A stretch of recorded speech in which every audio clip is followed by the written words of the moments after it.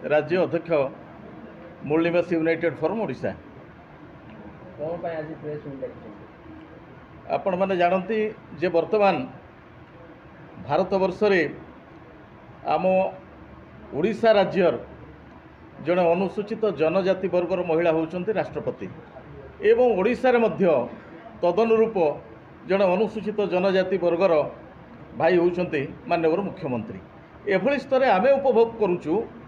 आमर उपलब्धि जहाँ जे क्रमागत भाव में धीरे धीरे धीरे धीरे आदिवासी और दलित मान उपर अत्याचार बढ़ी चली बहु गुड़ाए प्रसंग संवेदनशील प्रसंग जहाँ ओडिशा रे थिला एही वर्ग प्रति जो अत्याचार बढ़ी बढ़ी चली ए संपर्क में लिखित भाव में सरकार को एवं जिला प्रशासन गुड़ी को बारंबार आम जोगसूत्र रक्षा कर आसुँ सेगुड़िक मध्य किसी उदाहरण मु आपण मान सम्मुख रखापी चाहे जे 1982 मसीह आपणकर अभयारण्य पॉलिसी राज्य सरकार घोषणा कले डंपड़ा एवं चंदका अभयारण्य को लेकिन पीढ़ी पीढ़ी धरिक से अभयारण्य भितर जीवन जीविका करी आसुथुवा वर्तमान 800टी परिवार अन्यून 4000 ରୁ 5000 लोक वर्तमान अंधकूप भितर पड़ी रही एवं शिक्षा विपर्यस्त होती स्वास्थ्य गमनागमन सब विपर्यस्त होती आईन बा नूतन पॉलिसी लागू होला परे अभयारण्य पॉलिसी लागू होला परे बाहर को बाहर मध्य से सक्षम हो पारु नांती एभली परिस्थिति रे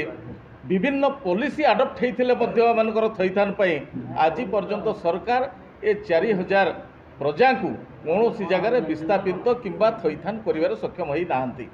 एवं एभली परिस्थिति रे आम कलिंगनगर इश्यूर मध्य देखंतु जे जोठी कटा पापुली सरकार काटिकी नेला परे मध्य ताकर डीएनए टेस्ट करके से संपूर्ण परिवार गुड़ी को फेरवा पे सक्षम होई नांती जहा फल आम आदिवासी परंपरा आम संस्कृति अनुसार आम अछूत भाई आई रहीछु आज पर्यंत शुद्धिकरण आमर हो पारि ना एवं ता परवर्ती पर्यायर मध्य इडको जो जमी अधिग्रहण कला सेतबेले जो साग माछ दर में आम जमी को नहीं गला एवं ताकू मध्य वर्तमान पर्यंत वर्धित दर में ताकू करूना कंपानी कर्तृपक्ष माने एवं जो पीढ़ी पीढ़ी धरी आमको चाकरी देवार व्यवस्था थिला विस्थापित मानकू ताहा मध्य बंद कर जाइछि कारण गोटे पीढ़ी केवल चाकरी करिवो एवं ता परवर्ती पर्यायर से परिवारटी बाहर राज्य को दादन खटी जावाई बाध्य हेबो एवं एही भली जो 7टी प्रसंग रही राज्य में विभिन्न स्थान में काजू जंगल लगाई जंगल को प्रथम प्रशासन आमको कहउचंती सेठी काजू जंगल रोपण करने पर्यावरण सुरक्षा पे आम काजू जंगल लगे सारिबा परे सेठी पुणी खनि खनन करने सरकार प्रोत्साहित करुचंती विभिन्न खनि मालिक मानकू एवं अपर पार्श्वर जो गुमी पंचायत जहाँ रही नयागढ़ सब सेंसिटिव इश्यू जे 90% दलित आदिवासी जोटी उत्कट जातिभेद रही जो गाँव में से गाँव में पंचायतर कार्यालयटी करने जाऊँच जहाँ बारंबार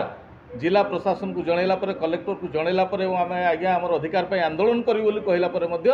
धमक दि जाऊँगी जिलापाल तरफ तुमको सब जेल भितर भर्ती करदेवी एभली 8टी 9टी प्रसंग को लेकिन आम सरकार को जनइचु पूरण होगा पर्यंत घर को फेरबू नहीं डाकरा देकी समग्र राज्यर जो 5000 ऊर्ध्व अनुसूचित जाति जनजाति वर्ग विधानसभा घेराव करूँ एवं से पशिक रही।